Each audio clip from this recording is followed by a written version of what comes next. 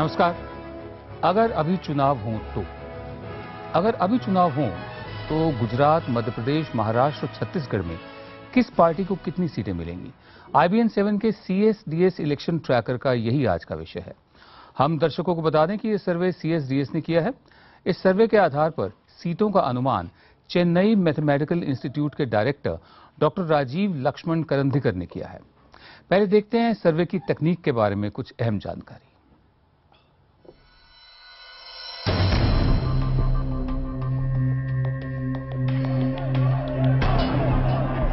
देश में बढ़ती चुनावी गर्मी के बीच जारी है IBN 7 का खास चुनावी कार्यक्रम। अगर अभी चुनाव हो तो आप देख रहे हैं देश के अलग अलग राज्यों का मिजाज। आज देखिए देश के मध्य और पश्चिमी इलाकों यानी मध्य प्रदेश, छत्तीसगढ़, गुजरात और महाराष्ट्र की जनता की राय।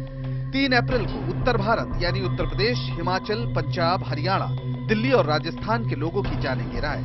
4 अप्रैल को दिखाएंगे किसकी बनेगी सरकार, किस पार्टी को मिलेंगी कितनी सीटें। IBN 7 के लिए CSDS ने 18 से 25 मार्च तक देश के 21 राज्यों की 301 लोकसभा सीटों पर किया सर्वे। कुल 1340 पोलिंग स्टेशंस पर जानी गई 20,957 लोगों की राय। देखिए देश का मिजाज अगर अभी चुनाव हो तो। लोगों की राय पर चर्चा के लिए हमारे साथ खास मेहमान जुड़ चुके हैं। स्टूडियो में मेरे साथ हैं मेरे सहयोगी संजय पुगलिया, CSDS के डायरेक्टर संजय, राजनीतिक विश्लेषक प्रोफेसर पुरुषोत्तम अग्रवाल, CNN IBN के national affairs editor Bhupendra Choubey और वरिष्ठ पत्रकार कुमार केतकर। आप सबका स्वागत है। आज सर्वे की शुरुआत गुजरात से। गुजरात में लोकसभा की 26 सीटें हैं। राज्य में नरेंद्र मोदी के विकास मॉडल की अग्नि परीक्षा है। अहम बात यह भी है कि गुजरात में मोदी के खिलाफ कांग्रेस के पास मजबूत विकल्प नहीं है, न ही कांग्रेस के पास राज्य में मजबूत आधार है। कुछ लोगों का यह भी मानना है कि कांग्रेस ऐसा जानकर किया है ताकि मोदी गुजरात तक ही महदूद रहें। काफी साल रहे भी हैं लेकिन अब राष्ट्रीय अखाड़े में हैं। ऐसे में बीजेपी मोदी की PM उम्मीदवारी से बीजेपी की सीटें बढ़ने की उम्मीद लगाए बैठी है। सर्वे के नतीजों पर आते हैं। कैसा है सरकार का कामकाज? सर्वे के दौरान गुजरात में मिली लोगों की राय के मुताबिक 47% लोग राज्य सरकार के काम से संतुष्ट हैं, तो वहीं 33% लोग केंद्र सरकार के काम से संतुष्ट हैं। कितना विकास हुआ गुजरात में? इस सवाल पर 40% लोगों ने कहा कि सही मायनों में विकास हुआ। 15% लोगों ने कहा विकास हुआ पर उतना नहीं। 23% लोगों ने कहा विकास सिर्फ चंद लोगों के लिए हुआ, जबकि 12% लोगों ने कहा कि विकास के दावे खोखले हैं। क्या गुजरात का विकास सिर्फ उद्योगपतियों के लिए?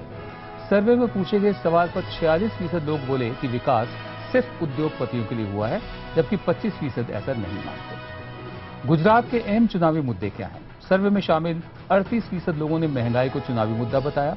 12% लोगों के लिए भ्रष्टाचार और बेरोजगारी मुद्दा है, तो वहीं 6% लोगों के लिए विकास भी एक बड़ा मुद्दा है। अब अपने जितने मेहमान हैं वहां से उनसे चर्चा शुरू करते हैं। संजय, यही बात तो अरविंद केजरीवाल भी कह रहे थे, जो बात CSDS का सर्वे कह रहा है कि विकास सिर्फ चंद उद्योगपतियों के लिए हुआ। बिल्कुल, जब आप एक स्पेसिफिक सवाल पूछेंगे उनसे, शायद संजय जी इसको ज्यादा क्लैरिफाई कर पाएंगे कि इनका जो आरोप है कि चंद लोगों के लिए हुआ, तो आमतौर पर यह परसेप्शन बना है कि चंद लोगों के लिए हुआ, क्योंकि मीडिया नैरेटिव ने इस पर ज्यादा फोकस नहीं किया है कि मारुति को कितने में जमीन मिली, सुजुकी ने क्या किया, टाटा ने क्या किया, नैनो जब गई तो कितने जल्दी उनको परमिशन मिली, या जो दूसरे लाखों और उद्योग आए हैं। तो वो जो एक टॉकिंग पॉइंट बन जाता है, उसके नाते ये जो परसेप्शन है, जो इस वक्त का डिस्कोर्स है, वही छाया इसमें दिखती है, इसीलिए जवाब है। संजय, एक और सर्वे में हमने सवाल पूछा। उस सवाल से तो काफी स्पष्ट होता है कि जो विकास का मुद्दा है वो कुछ लोगों तक सीमित है। विकास के जो फायदे हैं कुछ लोगों तक सीमित है। लेकिन एक सर्वे में एक और सवाल था जो हमने पूछा, अरविंद केजरीवाल जो कह रहे हैं गुजरात के बारे में कि विकास कुछ लोगों तक सीमित है, क्या उस बात से आप सहमत हैं या उस बात से आप सहमत नहीं है? और उसमें आप देखेंगे तो 45% लोग कहते हैं जो अरविंद केजरीवाल कह रहे हैं वही सही है, और 25% लोग कहते हैं अरविंद केजरीवाल जो कह रहे हैं वो सही नहीं है। इस बात की दोबारा पुष्टि होती है एक दूसरे सवाल से। कुमार साहब, मैं जानना चाहता हूं, संजय जो कह रहे हैं कि एक टॉकिंग पॉइंट बन गया है, एक परसेप्शन बन गया है, क्या ये टॉकिंग पॉइंट या परसेप्शन है या वाकई विकास का ट्रिकल डाउन बहुत कम हुआ है? ट्रिकल डाउन बहुत कम हुआ है, और केजरीवाल जो लोग सब जानते थे गुजरात के लोग, वो केजरीवाल ने सामने लाई है। और एक सवाल जो पूछा नहीं गया शायद सर्वे में, कि बड़े उद्योगपतियों को तो फायदा हुआ ही है, लेकिन बहुत सारे छोटे उद्योग बंद पड़े और वो छोटे उद्योग बंद पड़ने से कम 6 लाख लोगों को बेरोजगारी आ गई है उनमें। तो ये सब जो सवाल है ये लोगों तक पहुंच गए हैं। अभी मुझे ये समझ में नहीं आता है कि एक तरफ से लोग कहते हैं विकास हुआ है और दूसरी तरफ से कहते हैं कि विकास चंद लोगों के लिए हुआ है, और नहीं कहने वाले, ऐसा नहीं है, ऐसे कहने वाले बहुत कम है जी। मतलब एक्चुअली ये बात माननी पड़ेगी कि केजरीवाल जो कह रहे थे या कोई मीडिया ने कह रहा था कि गुजरात का मॉडल जो कहा जाता है वो एक्चुअल मॉडल नहीं है, it is only for a few people, वो सच निकला है। ये सर्वे से भी सच निकला है ये, और ये मुझे मानना पड़ेगा कि ये सर्वे में इतना ऑब्जेक्टिविटी है कि वो ये भी दिखा रहे हैं कि गुजरात में ज्यादा सीट मोदी को मिल रही है, बीजेपी को मिल रही है, फिर भी परसेप्शन ये है। ये कॉन्ट्रडिक्शन कैसा सॉल्व करने का ये तुम्हारा काम है, लेकिन जो रियल सिचुएशन, लोगों का परसेप्शन और लोगों ने पहचानी हुई रियलिटी, ये दोनों का पिक्चर बहुत बराबर है। भूपेंद्र, आप जगह जगह घूमते हैं नेशनल अफेयर्स एडिटर की हैसियत से, गुजरात की जमीनी हकीकत आपको क्या लगी? अरविंद केजरीवाल 3 दिन के लिए वहां पर गए, उन्होंने ये कह दिया जो कह दिया जिस पर हम चर्चा कर रहे हैं, आपको वहां की जमीनी हकीकत क्या मालूम है? देखिए, अरविंद केजरीवाल ने एक जो काम जरूर कर डाला है वो ये कि अब हम देखते हैं कि गली गली चौराहों पर मुकेश अंबानी और रिलायंस इंडस्ट्रीज लिमिटेड के बारे में लोग अब जिज्ञासु हो गए हैं। लोग सवाल करते हैं कि क्या वाकई जो कुछ अरविंद केजरीवाल जी कहते हैं मुकेश अंबानी के बारे में या गौतम अडानी जी के बारे में कि ये वो कंपनियां हैं जो सब कुछ खा गई हैं और छोटे लोगों को फायदा नहीं हो रहा है, उससे हमने डिबेट तो देखिए जरूर शुरू किया। सवाल जो कुमार उठा रहे हैं उसका मैं जवाब दे दूं अपने संक्षिप्त में, और फिर उसके बाद सिफोलॉजिकल आर्गुमेंट संजय जी दे सकते हैं कि ये जो विरोधाभास है ये क्यों उठता है कि एक और लोग ये कहते हैं कि विकास तो हुआ लेकिन विकास सबके लिए नहीं हुआ, कुछ बड़े उद्योगपतियों के लिए हुआ।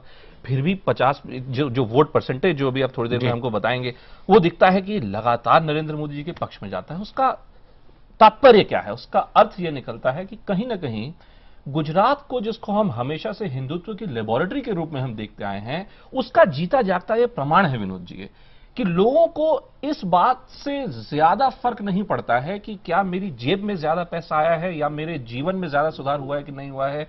कहीं ना कहीं हिंदुत्व की जो राजनीति गुजरात में इतने वर्षों से खेली गई है उसका जीता जागता प्रमाण आपको इस सर्वे के आंकड़ों से दिखता है। बहुत संक्षेप में प्रोफेसर पुरुषोत्तम अग्रवाल, हिंदुत्व की लेबोरेटरी हम अर्थ से कहते आ रहे हैं, गुजरात बन गया है और ध्रुवीकरण उसका आधार है, आप इनकी बात से सहमत है कि? मैं काफी हद तक सहमत हूं, क्योंकि आरएसएस ने गुजरात में लगातार और बहुत सिस्टमेटिक ढंग से काम किया है और एक ऐसी स्थिति उत्पन्न कर दी है कि आप ये मानकर चल सकते हैं कि वहां तो सरकार बीजेपी की ही बननी है, और ये एक दिन में नहीं हो गया है। इसके लिए आरएसएस पिछले 20 साल से लगा हुआ है और इसलिए बड़ी हद तक ये बात सच है। इसके साथ ये भी सच है विनोद जी कि मोदी का पर्सनली पिछले 5-6 साल में जो कम्युनिकेशन और मीडिया मैनेजमेंट है वो अद्भुत है, और उसको केवल एक ही चीज मैच करती है और वो है कांग्रेस का इनर्सिया।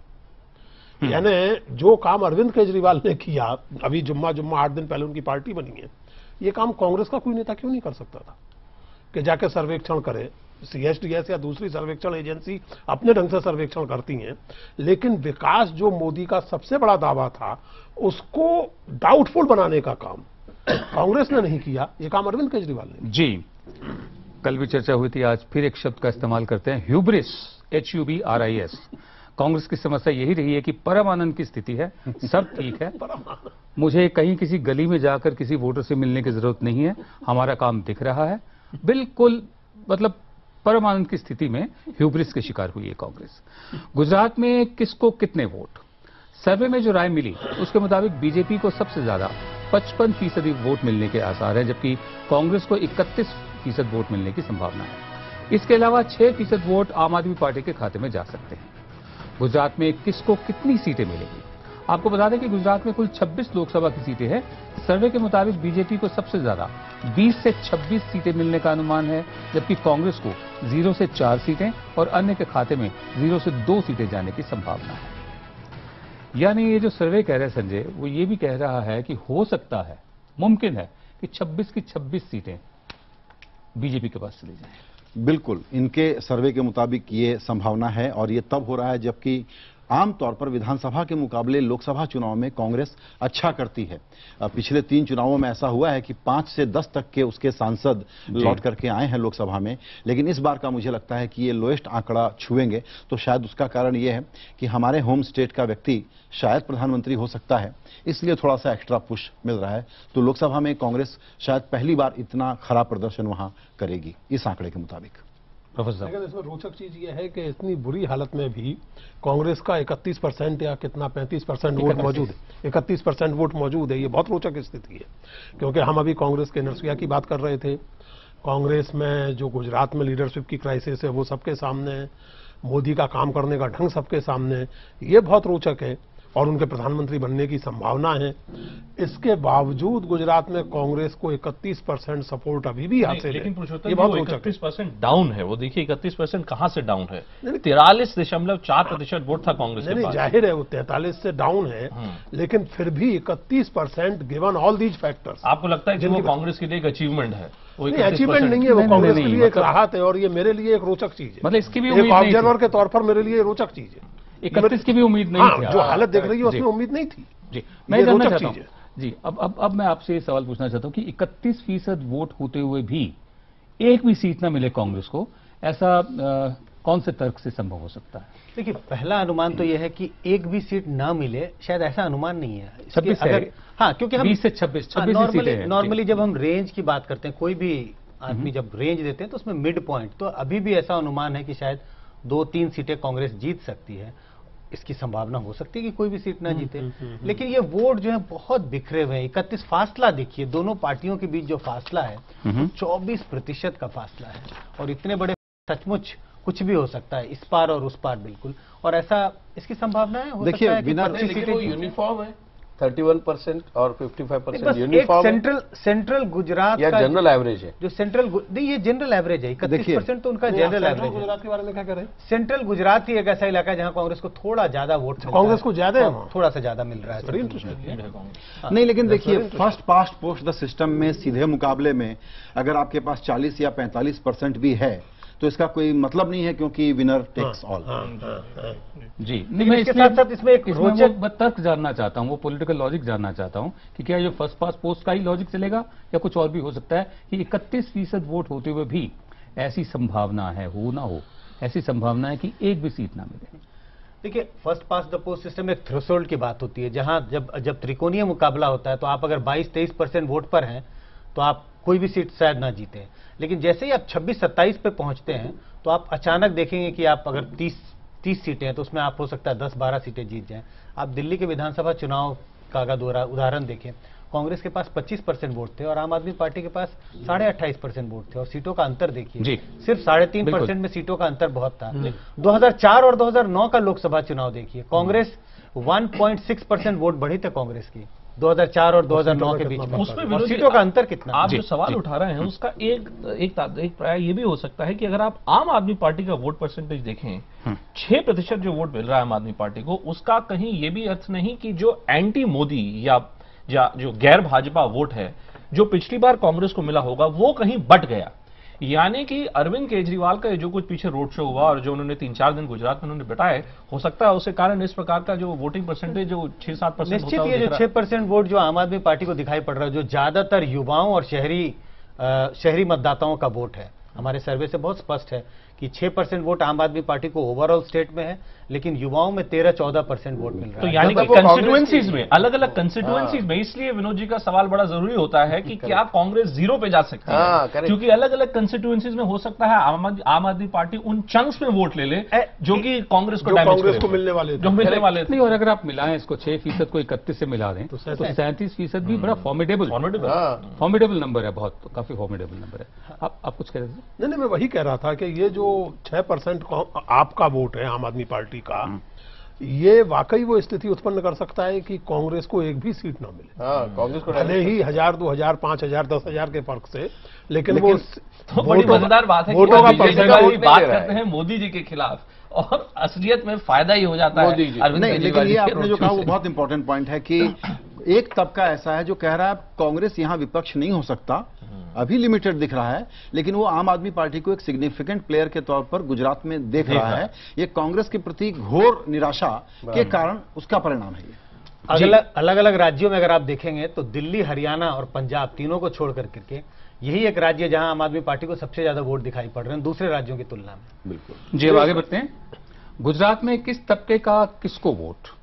सर्वे के मुताबिक बीजेपी को 73% उच्च जातियों के वोट, 79% पटेल वोट और 71% ओबीसी वोट मिलने की संभावना है। वहीं कांग्रेस को 70% दलित वोट, 35% आदिवासी वोट और 80% मुस्लिम वोट मिलने के आसार हैं, जबकि 15% मुस्लिम वोट बीजेपी के खाते में जा सकते हैं।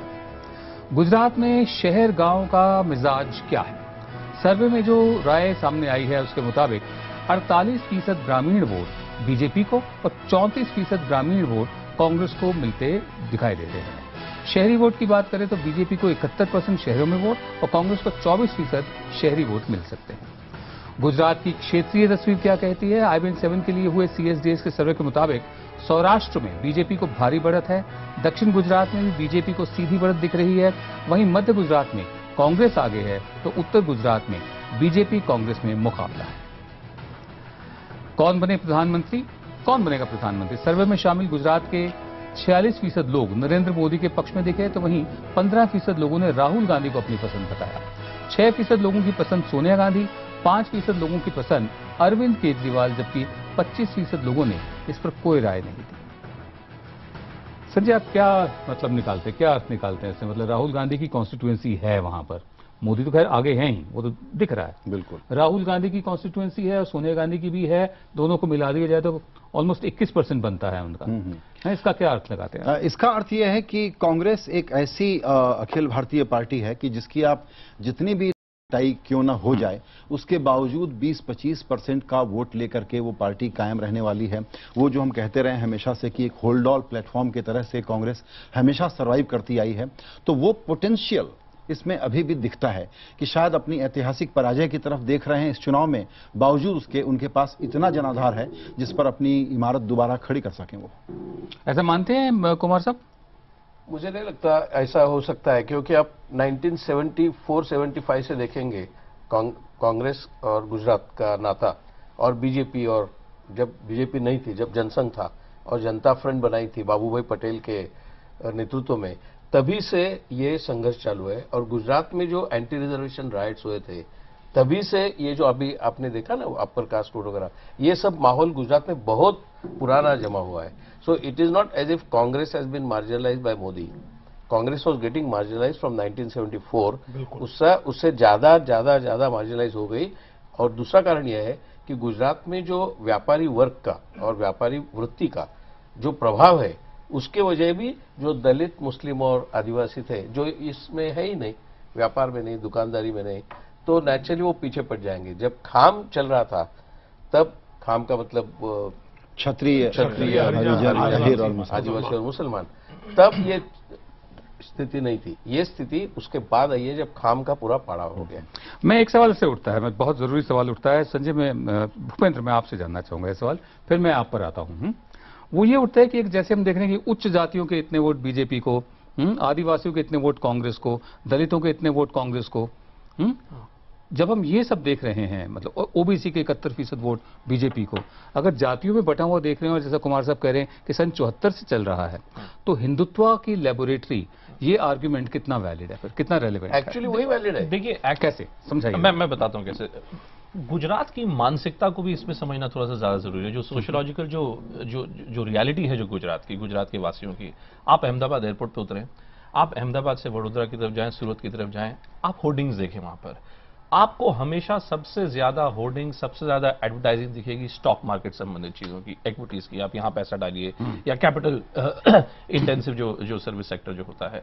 जब आप इन सब जातियों की ओर अपनी नजर डालते हैं और आप देखें कि 73% बीजेपी की ओर जा रहा है, 79% बीजेपी की तरफ जा रहा है, 71% बीजेपी की तरफ जा रहा है, ओबीसी, दलित, आदिवासी, पटेल वोट, मतलब पूरा का पूरा वोट, 80% मुस्लिम वोट को अगर आप हटा दें तो ऐसा लगता है कि जो सारी जातियां हैं वो सब की सब बीजेपी की तरफ ही जाती हैं। तो वो हिंदुत्ववादी नीतियों के कारण जा रही हैं या भारतीय जनता पार्टी की जो एक आर्थिक सोच रही है नरेंद्र मोदी जी की, जो उनको अपने आप को बेचने का जो स्टाइल रहा है, उसके कारण जा रही है? कहीं ना कहीं मिश्रण है दोनों का। ये आइडेंटिटी की पॉलिटिक्स है या धर्म की पॉलिटिक्स है? इसमें हुआ क्या है, इससे सवाल ही निकलता है। हाँ विनोद जी, मैं ये कहना चाहता हूं कि असल में हम केवल आर्थिक नीति के तौर पे इसको नहीं देख सकते। आरएसएस का, यहां भाजपा की बात रिलेवेंट है, आरएसएस का 1925 से ये एजेंडा है और उनका बहुत पुराना नारा है कि पंथ अनेक फिर भी हिंदू एक, जाति अनेक फिर भी हिंदू एक। यानी आरएसएस इस सोशियोलॉजिकल फैक्ट को रिकॉग्नाइज करते हुए कि हिंदू समाज और बल्कि पूरा भारतीय समाज कई जातियों में बटा हुआ है, उनका एक सपना है कि एक ओवरऑल एक तरह के आर्च प्रोग्राम में पितृभूमि जो है उसमें वो सारी जातियां जो अपने आप को हिंदू परंपरा से या धर्म से जोड़ती हैं, उनको एक ओवरऑल पॉलिटिकल प्रोग्राम में ले आया जाए। जी। इसी अर्थ में वो गुजरात को हिंदुत्व की लेबोरेटरी कहना उन्होंने शुरू किया था, जिसमें उन्होंने कोशिश की और बड़ी हद तक कामयाब कोशिश की कि पटेलों से लेकर के आदिवासी तक हिंदुत्व के उसके अंदर आ गए। और इसकी सफलता तो आप देखिए उत्तर प्रदेश में आप देख रहे हैं।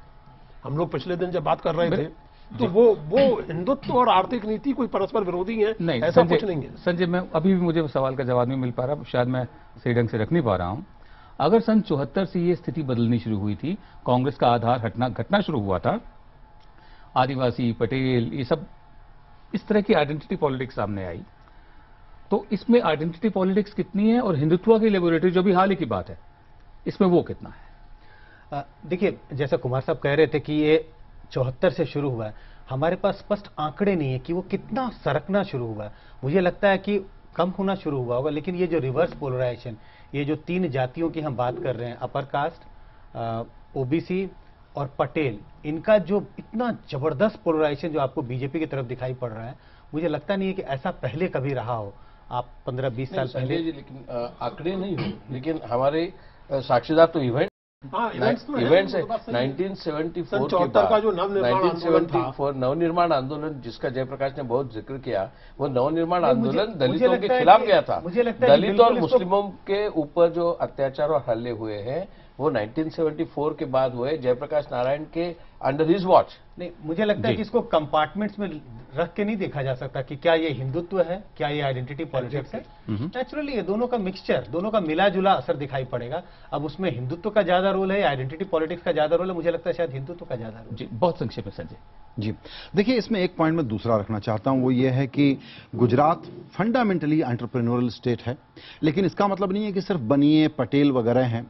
डिक्की जो दलित चेंबर ऑफ कॉमर्स बना है, उनके आंकड़े को मुझे पूरे डिटेल में याद नहीं है, मेन पॉइंट उसका ये था कि सभी राज्यों में, और गुजरात भी उसमें शामिल है, अन्य जो परंपरागत जातियां नहीं है, उनके लोग आजकल बिजनेस में आ रहे हैं। Point number 1। Point number 2, mail nutrition, बाल मृत्यु दर, एग्रीकल्चरल प्रोडक्टिविटी, जॉबलेसनेस, छोटे बड़े उद्योगों का बंद होना, चलना या न चलना, इस मामले में जिस गुजरात के मॉडल के बारे में न तो वहां स्वर्ग हो गया है, लेकिन अंधेरा नहीं है। कई सारे बड़े मॉडर्न राज्य, प्रगतिशील राज्य गुजरात से इन पैरामीटर पर जो मैंने आपको गिनाए उसमें पीछे हैं। तो जब हम आइसोलेशन में देखेंगे तो कहेंगे कि मेल न्यूट्रिशन पे अच्छी स्थिति नहीं है, नरेंद्र मोदी का दावा बिल्कुल खोखला है। लेकिन जब हम डेटा को हिंदुस्तानी पर्सपेक्टिव में देखेंगे तो पाएंगे कि गुजरात एक वेल परफॉर्मिंग स्टेट है, और ये ट्रेडिशनली ऐसा है क्योंकि वहां वो क्रिटिकल मास बना हुआ था।